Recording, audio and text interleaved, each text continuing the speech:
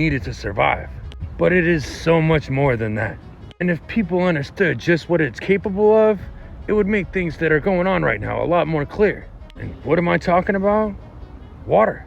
Something we've been discussing a lot about on my account lately. Lakes disappearing overnight, droughts, floods, even dead water. And just so we're clear, we've been talking about water, but there's another common denominator here, and that's the big DC, and why they're using so much water. Now, if you're watching this video, I assume you at least have a small idea of what water is capable of. Like what happens to water when you expose it to audible sound and frequency.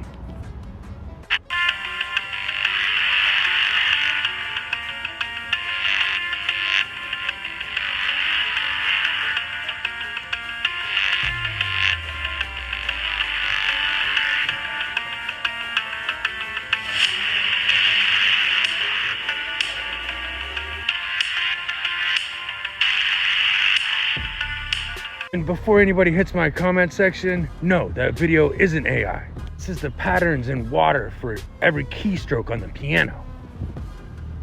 And something extraordinary happens when you expose it to music and then freeze it. They presented water with different types of music, after which they froze the water and then under the microscope could clearly see the crystals that the water had formed. Here, we see crystallized distilled water before music is introduced.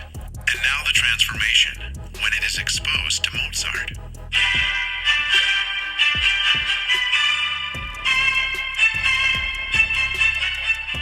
Now, these are all things about water that people discovered throughout history. But here in the more recent years, they discovered that ice, when it's bent, can generate its own electricity.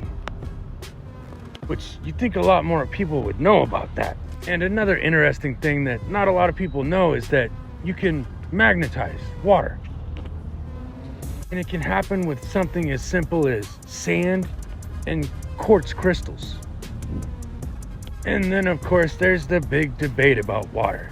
Can water remember? And I only say it's a debate because I think it's pretty obvious if you look into the research. So water, if it's frozen and bent, it can create its own electricity. Check. And it can be magnetized. Check. So after seeing that, your next question should be, what's really going on? Y'all stay